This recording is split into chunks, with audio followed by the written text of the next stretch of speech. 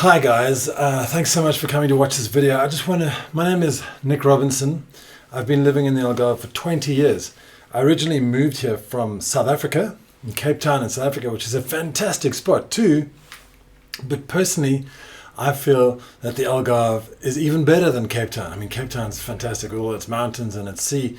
But the Algarve here, we've got peace and quiet and sea and nature and just easy access to the rest of Europe, tons of culture, history, and so many fun things to do. So I just want to run through today a little bit about the Algarve, because what I'm trying to do here is make videos that help you. If you're moving to the Algarve or you're moving to Portugal, I hope that I can help you find a better life here.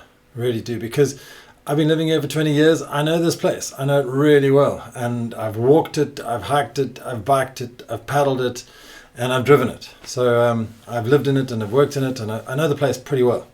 Know lots of people here too, so I know lots of lawyers and accountants and estate agents and all kinds of things. So I can connect you to the right people because I'm a local. That's easy. What I'd like to do today is just go through sort of the basic geography, not geography, but where to stay in the Algarve. Where would you like to live? And you come here and you think, wow, where on earth would I live? And you don't know. So the best thing to do is for me to start in the west and then head through to the east. And I'll just cover the major towns and what we call our concelhos, because a lot of them have the same town. So a concelho is an English borough. I'm not sure what you call it in America, actually. It's, what is it? It's like a municipality, I guess, maybe. I'll stick it in the bottom here. I'll go and do some research and I'll put it in the bottom here. But so starting from the west of the Algarve, there is a small little village right in the southwestern tip called Sagres, which is great for surfers. A couple of cool little restaurants there, but not super cool for living because it's in the middle of nowhere, unless you like that thing. If you like living in the middle of nowhere and you want to be close to the wild ocean and all the heavy weather that hits the southwest of Portugal in midwinter, go down to Sagres. Algesur and Vila do Bispo are the areas where you'll be living in. And you can get away from it all there, live in a little valley and hardly ever speak to anybody. Lots of German people living there, some Portuguese as well, and very natural, sort of almost hippie vibe, which is cool. It's great fun. It's really amazing. I've got a lot of friends down there. It's nice. So then we're moving to the big, one of the biggest towns in the area is Lagos. So there's 22,000 people living in Lagos. Not a huge town. And there's 30,000 in the council, or the concelho. You get used to that word, concelho. It's a council. It's the greater area of Lagos, and the town is in the middle.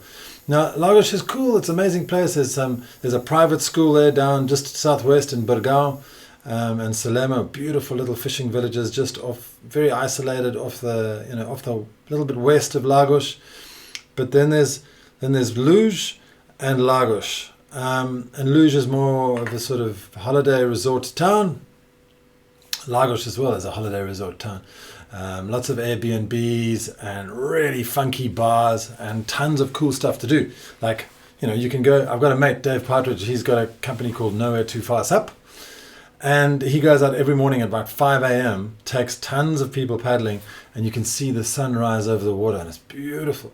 But also if you want something more sedate and relaxed, you can walk and hike, and we'll cover all those probably in another video, all those activities that you can do and how to do them safely and who to do them with. But Lagos itself is great. There's no real American style shopping centers in Lagos. It's more of little shops in the village, and you walk through these cobbled streets and you can shop at small little privately owned shops, which is great, like groceries, and we call them mini mercados, which are mini markets basically, so you can go and buy fresh tomatoes and everything. It's just wonderful. So moving a little bit further east, a place called Portimão, which is right on the banks of the river Arad, which goes all the way up to another town called Silves. And let's start with Silves, because Silves is historically quite a thing, because back in the day the Phoenicians used to, and the Romans as well, used to sail up the river to Silves and then park their boats at Silves, and then they protected Silves because they made a big castle there. So obviously it's easier for them to protect if all the attackers came up this thin river, and they could just rain down bombardment on those guys. So there's a lot of history to the Algarve as well, which is exciting. There's an Algarve History Association, which you can go along and listen to all these kind of speaks and talks and chats and things. And I've actually done a podcast with the director of the Historical Association, and fascinating history for the Romans and everything else. So Silves Historical Centre. Silves is one of the biggest councils in the Algarve, or concelhos in the Algarve, but there's not that amount of people there. So Silves is one of the largest concelhos in the Algarve, second only to Loulé, and it has 37,000 people living in the council. It doesn't mean that they're all in the town of Silves. They can be spread out around the council, okay, which also includes Armação de Pêra. So then you go down the river Rad towards Portimão, which is bigger. And I've got to get all these details right because I've written them down. So Portimão has 55,000 people living in the council, and the majority of those are living in the city of Portimão. And that is the third largest council in the Algarve. Okay, we'll go through the listing later. Portimão is great. It's like a riverside town. On the other side of the town is a beautiful fishing village called Faro. And on the Portimão side is a nice marginal, or like a river frontage with lots of restaurants there. Every year they have a sardine festival, which is fun. You can just go and sit and eat sardines all night, party music playing, everything. And there's a beautiful little old town, not villages, but old town and streets going through with all the calçada. You know what calçada is, right? It's those little squares that you have, the cobblestones basically, all the way through Portugal. A little bit precarious if you're a lady and you've got high heels, very difficult. And in winter, when it rains, they get rather slippery. So not the most practical street covering, but very, very quaint and historical and unique. Very typical of Portugal. So Portimão comes, as you go down the river towards the ocean, Portimão turns into it's almost sort of its coastal section called Praia da Rocha, where there's a casino and high-rise hotels and all kinds of, typical sort of mass tourism things, but there's some funky beach bars where all the trendy people hang out in summer. All the VIPs come down from Lisbon and party, all the celebrities and everything. So if that's your scene, head down to Praia da Rocha. Okay, and then just a little bit further east of that, we're going east all the time, there's a place called Lagoa, which is the council of Lagoa, and inside Lagoa is a place called Carvoeiro. Now Carvoeiro is one of the most beautiful fishing villages in the Algarve, and it's not so much a fishing village anymore, but there are fishing boats which you can actually take tours, all of the caves, because there's from Portimão all the way 15 kilometers east, those 15 kilometers of coastline are just pocked with caves and cliffs and coves and stunning like you've never seen before. And there's a really romantic sounding hiking trail there called the Hanging Valleys Trail, the Seven Hanging Valleys Trail actually, and that leads past world famous Benagil Beach, which has Benagil Cave. But along this 15 kilometer stretch there are about 30 to 40 caves, so you can get into one of these fishing boats, cruise around there. If you want to do something a little bit more adventurous, get on a kayak or a stand-up paddleboard and check that out. But it's worthwhile experiencing the nature and the natural phenomenon which exist here. So Carvoeiro, as I was saying, is more of it's not high-rise hotels, it's more villa land. So there's lots and lots of villas, and you can hire a villa and rent a villa and stay there for a while if you want long-term rental, just to figure it out and see if you like it. As far as shopping centres go, there's shopping centres in Portimão, not huge ones, but there are American-style shopping centres there. And you a little bit further east, and you get to Armação de Pêra, which is essentially at the end of that 15-kilometer stretch along the cliffs. Essentially, Armação de Pêra, or ADP, is easy to be known, because it's quite a mouthful, is a Portuguese holiday village. And there's also high-rise apartments there which stand empty most of the year. Apparently there are about 10,000 people who live there during the winter. And then in the summer there's about 100,000. So it really balloons when they say in summertime, they say the whole country tips down to the south because all the people from Porto and Lisbon come down to the Algarve and the whole country tips over like this. But yeah, it's pretty busy in August. When you're a local like me, you know exactly where to go to avoid the crowd, so it's pretty easy for me. But if you go straight into have a holiday in Albufeira, which is the next village we're talking about, next town, Albufeira probably has 40% of all the tourism in the Algarve, and that's just mass low, not so much high market tourism. It's like British yobbos coming on holiday, getting drunk, partying. And if you like to get drunk and party, well, this is the place to go, because there are lots of clubs and parties and discos and clubs. Yeah.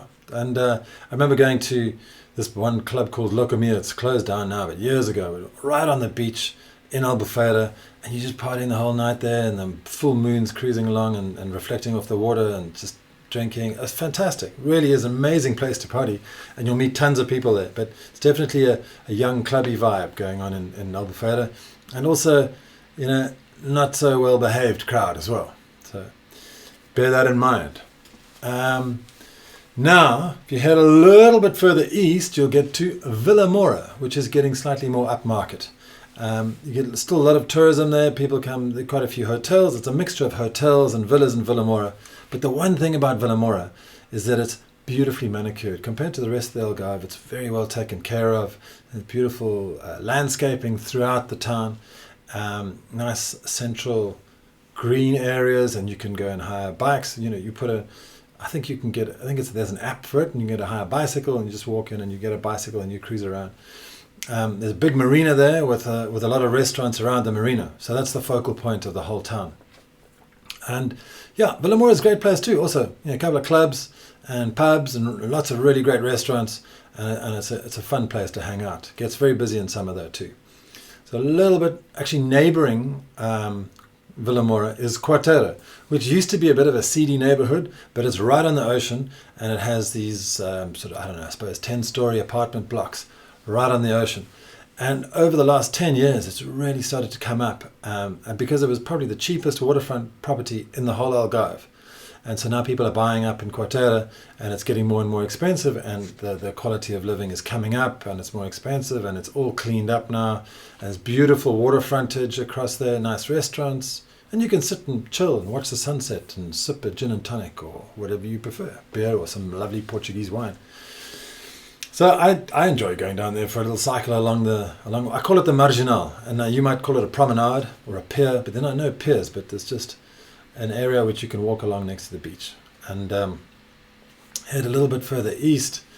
Now there's a place called, we're getting into Loulé, okay? And this is what the area is called the Golden Triangle, between Vilamoura, Val de Lobo, which is the next one we're talking about, which is quite a very expensive gated community. And then Quinta do Lago, which is super expensive gated community. I mean, if you want to drop about $5 million on a house, that's where you get to do it, in Quinta do Lago. It's where Madonna had a house, Rubens Barrichello, all the Formula One drivers. Ayrton Senna used to live there, actually. He had a house, a river.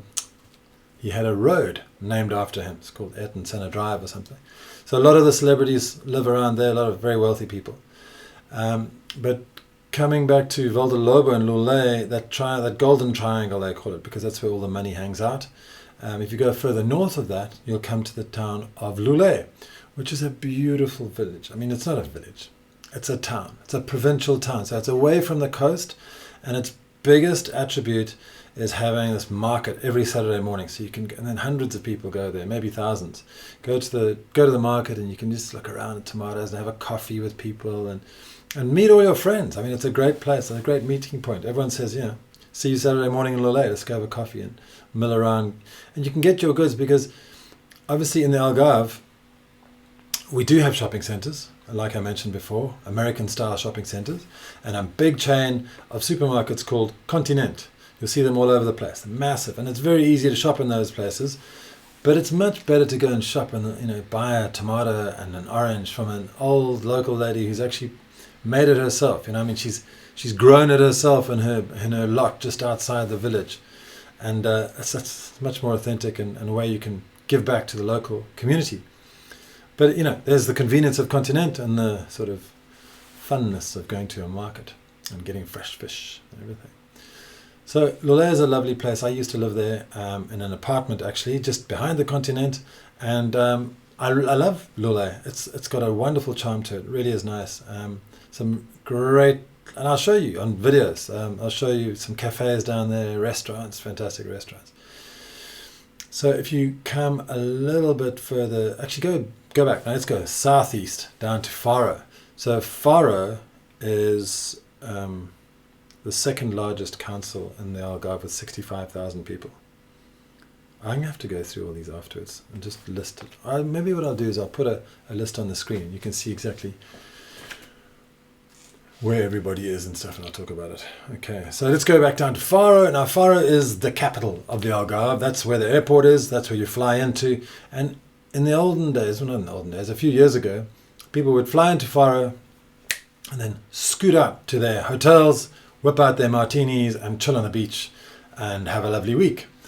But if you're avoiding Faro these days, you're avoiding something special, because it's got some incredible bars and restaurants, a really nice old town, a couple of theatres in there, a rather big municipal theatre that they built, so there's a lot of cultural activities going on, and there's a really old theatre in Faro which is stunning, and it's modelled on another theatre. I'll do some research and tell you exactly about it, but go visit it actually and take a video of it. But it's nice. You know, if you want culture, Portugal has that in bucket loads. And every single week there are about 2 or 3 different functions and events, because each little village has their own festival every year. So, and they cycle them quite well. So you'll see the Algarve Tourism Board brings out an almanac or a calendar basically of all the activities that are happening. Obviously now with COVID, everything's brought to a halt. We're locked down, nothing's happening. But in normal life, which will return again, there are tons of these activities, and it's really exciting to go. Like, for example, they have a festival of chouriço. Now, chouriço is a local Portuguese sausage in a village called Quarteira, just behind me here in Sagres. And so you go there and you eat your chouriço and your sausages, and you have some red wine for lunch, and it's all the smoke everywhere, and all the locals and the old people are milling around, and it's fun, and it's authentic. It's real. You know what I mean? It's not like going to a mall and grabbing a hot dog. It's proper good stuff. Okay, so Faro, what else is there to do in Faro? I mean, Faro is right on the Rio Formosa, which is a 70-kilometer coastal wetland where you can do all kinds of fun things. You know, you can sail, you can paddleboard, you can kayak, you can do whatever you want. You can walk actually along there too, walk your dogs in quite a few paths, and there's lots of salt pans, which we call salinas. And you can have a tour of the salt pans and see how they actually create salt and why they started creating salt. Because there was a large tuna fishing industry further east now as we go, actually all the way along the Algarve. And they created the salt pans to conserve the fish. And then somebody figured out that, hey, you could build a refrigerator and make ice and all kinds of things. So that came later, and sort of the salt is still very prominent, and it's you'll see piles of it all over the place. So as you're going east from Faro towards Olhão, you'll be going through all these salt pans on the Rio Formosa, and you'll see them all around. Olhão is the 3rd biggest town in the Algarve. Lots of people, lots of Portuguese, lots of Italians are buying up flats and apartments there for Airbnbs. So there's Italian, there's French, there's wherever you go. I mean, I remember going to a dinner party in the Algarve, and it was a German and a French and a South African, me, English people, Portuguese people, and more Germans, and a couple of Dutch people, all in one. And that's just normal. You know, it's a multicultural boiling pot of tons of people from all around Europe, and as a result, fascinating stories and sometimes a little bit of a struggle with the language, but you get by. It's great. It's got a shopping centre in there, American style shopping centre. I've always felt that Olhão is not so, it's a little bit sort of rough around the edges, but if you look deep into Olhão, you don't have to look too deep, but you'll find a lot of charm. And I think that's the authenticness of the Algarve. It's not so clean cut, beautiful, it's like when you go to Italy, it's like, wow, it's just beautiful, all these magnificent cathedrals everywhere. Algarve's a bit rough and dusty sometimes, and Olhão is a rough and dusty part of it, but there's a wonderful charm to it. And that's what I love about the Algarve as well. It's just the fact that it's real. You know what I mean? It's not all manufactured.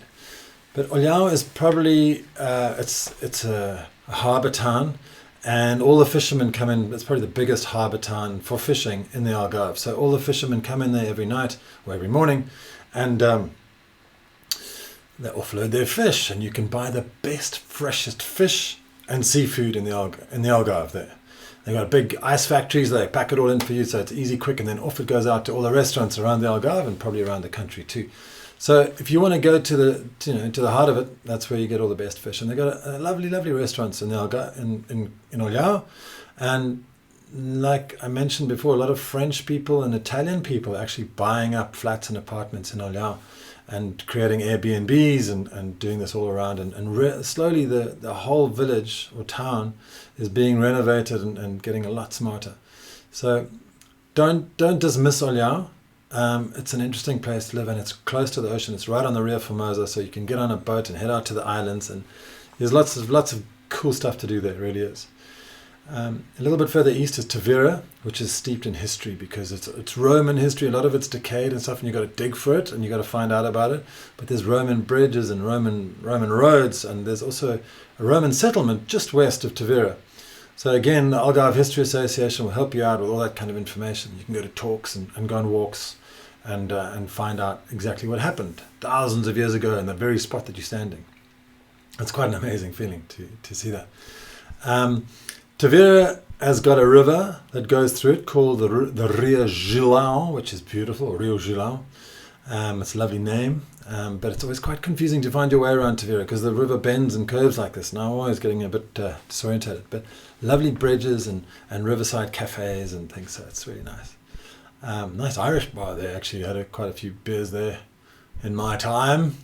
Anyway, so moving east towards down the Rio Formosa, towards the Spanish border, you get to a beautiful little village called Castella Velha, which we'll talk about later. And actually a friend of mine, Veronica, she made a really nice video about Castella Velha, so you should check that out. And when you get to the Spanish border, there's 3 towns there. So there's the smallest village town, not a village town, it's the smallest sort of settlement on the beach, which is like a tourism development with high-rise apartments and hotels, called Monte Gordo. There's a casino there and everything. And then if you go a little bit further north, away from the river and the beach, but still very close, it's called Castro, and that's built around the fort and the castle. So there's a lot of history there again. And then if you come back southeast, so right on the border of the Guadiana River in Spain and the coastline, the beach, that's Villarreal Sant Antonio. Now, back in 1756, I'm pretty sure it was 1756, when there was a massive earthquake that destroyed half of Portugal and killed half of Portugal's inhabitants, there was a man called the Marquês de Pombal up in Lisbon, and he was rebuilding Lisbon. For some strange reason, he came down to rebuild Villarreal Sant Antonio, probably because it was destroyed. And he rebuilt it in a very American-style way. It was like grids. So you can see from Google Earth or whatever, you can see the grid structure of Villarreal Sant Antonio. So it's much easier to find your way around than all the higgledy-piggledy, beautiful, quaint, normal paths that exist in Loulé or in Faro or in Portimão.